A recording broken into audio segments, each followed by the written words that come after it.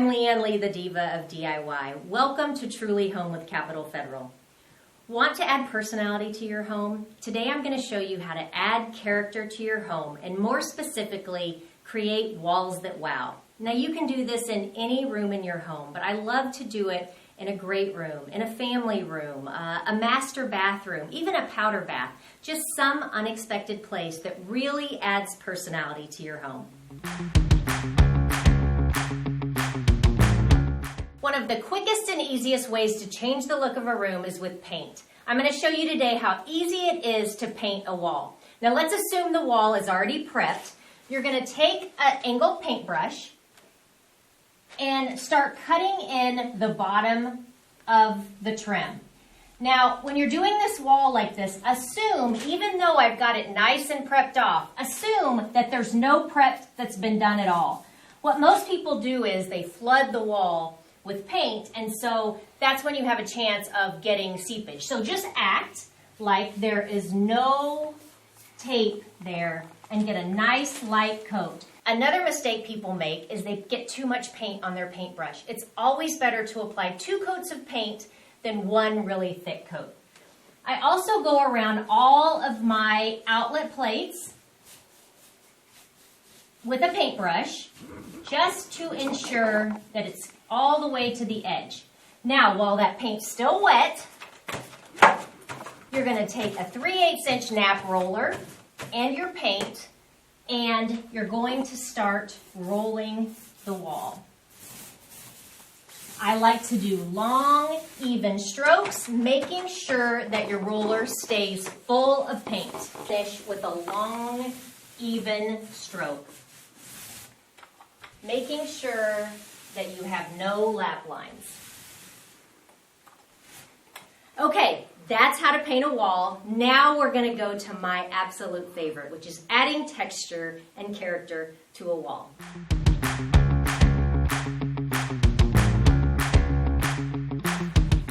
Once you have painted the wall, another option is to add vinyl lettering, maybe a saying that resonates with you and your family.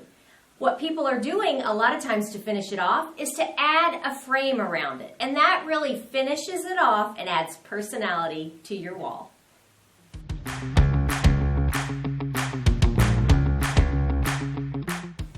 Car siding, also known as boxcar siding, some people call it V-channel siding, is one of my favorite textures for a room.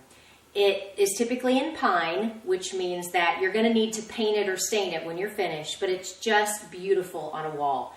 And it's extremely easy because it is tongue and groove construction. And what that means is that each piece interlocks with the next piece. And so it fits like a puzzle. You're able to start at the top and work your way down. And it's just extremely easy. You need a nail gun, a miter saw, and a level, and some paint and caulk, and you're good to go. And it creates such a beautiful texture. And it looks very similar to shiplap. The main difference is it is V-channel on both sides. So it's tongue and groove at each intersection. And it creates this beautiful V-channel. This is 8 inches wide. What's really cool about it is you can flip it over to the back side and get a completely different look. I usually get it at building auctions. You can also find it at your local hardware stores. It's an inexpensive way to create a dramatic focal point in a room. Here is another area of the home where I've used car siding or V-channel siding. If you see this wall, you'll notice this is the V-channel car siding flipped on its flat side, and it's 8 inches for each board.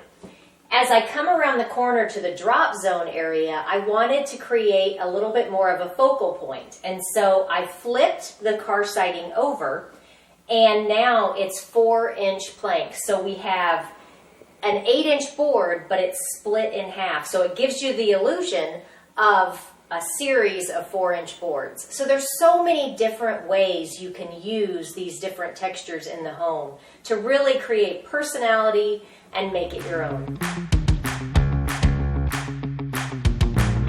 The use of corrugated metal is another popular texture trend. Yes, I'm talking about that metal you see on the roofs of farms out in the country. You can either buy it new and shiny from the hardware store, or you can find some that's already aged with a story. If you want to add corrugated metal that's new and shiny, but you want to give it an aged feel, add stain, plaster, and paint to make it look old. All you'll need to install it is a Sawzall with a metal blade. You'll probably need a good pair of tin snips, and you'll attach it with metal roofing screws. Do I have your brain spinning now? I'm trying to get you to think outside the box, and I have a great idea for you here. So this is a focal wall that I created using different depths of plywood. What you'll need for the project is a table saw. You'll need 1/4 inch, 1/2 inch, and 3/4 inch plywood. You're going to need a nail gun, and nails of course, and a level just to get it started. So what I did was this wall already had drywall on it. It was a huge wall, and there was nothing I could put on it really that was going to fill the space. I mean, yeah, you can do a gallery wall, but how many pictures can you possibly put on a wall this big? I remember in the olden days we would do, you would see like at your grandmother's house, they'd put a big throw or a big Afghan on the wall. Well, this is a very contemporary house, and so, that wasn't going to fit that style. So I came up with the idea to do the squares, and they are overlapping each other.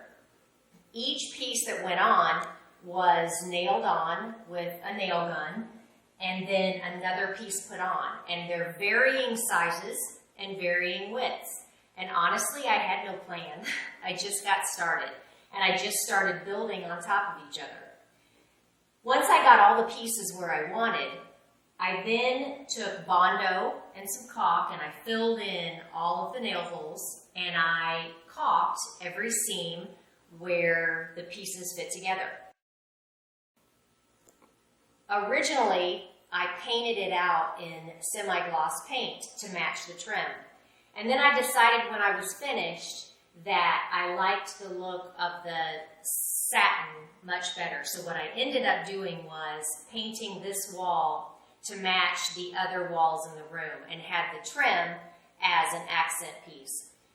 I can't tell you how much I love this wall, and everyone that comes in, this is the first thing they see. And so when you're talking about focal points and you're talking about walls that make a statement and walls that say wow, this is a wall that says wow. It's the unexpected.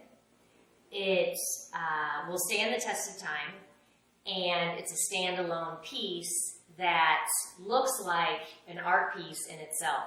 So when you're thinking about doing things like that, think outside the box. Think about what you love and what would be aesthetically pleasing to you, and just go for it, because take a chance on something like this, because you never know how beautiful it will turn out.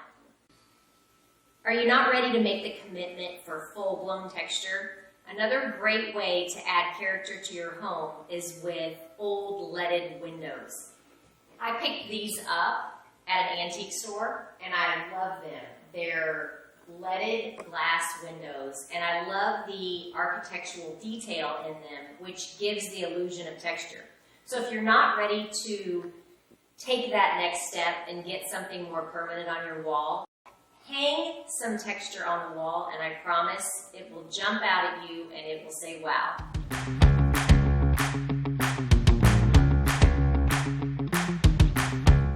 Now for my favorite texture, reclaimed wood. It adds so much texture and dimension to your wall you won't believe it, and I'm going to show you today how to do it. We're using pallet wood. Now, people always ask, where do you find pallet wood? You can find pallet wood any place that receives goods, puts them on a showroom floor, and doesn't actually ship things back out. So think furniture stores, think home decor stores. Those are all great places to find pallets. You can also find them online for just a couple of dollars, so it's an extremely inexpensive process. Okay, so materials that you'll need for the project are an electric saw. We use a miter saw for that. You're going to need a tape measure. and you're going to need a nail gun is what we're using. And then never forget your safety goggles. Okay, so we're going to start by using a level. It's kind of like doing wallpaper or stripes. You always have to make sure the first one is level. So I've attached my first board, making sure that it is level with the wall. And then I just attached a couple of nails in different locations to hold it up there. Now I'm taking my second board. You'll see that I'm staggering the length here. It's kind of like doing a floor. You always want to make sure that your seams don't coincide with each other. Now I'm taking my nail gun, and I'm just going to attach it in 2 or 3 places. Once I get it completely done, then I'll go ahead and shoot some more nails in it. But right now, we just want to get a good pattern going and then go from there. Okay, and you notice how some of the boards are brown and some of them are gray? That is the natural age of the wood from being out in the sun. And I love the varying degrees of wood tones. So, here's another board. We're going to attach it in just a few places. And then we'll move on to the next board. Now, about every probably 3 rows, I always check to make sure that it's still level, just because each board is a little bit different. But once you get finished and you've done an entire wall, I promise you, it is gorgeous. And for a free project, how can you beat that? Well, there you go. Now you're ready to choose a room in your house and create a wall that will wow your family and guests. I hope that this tutorial has helped you yet find another way to make your house truly home.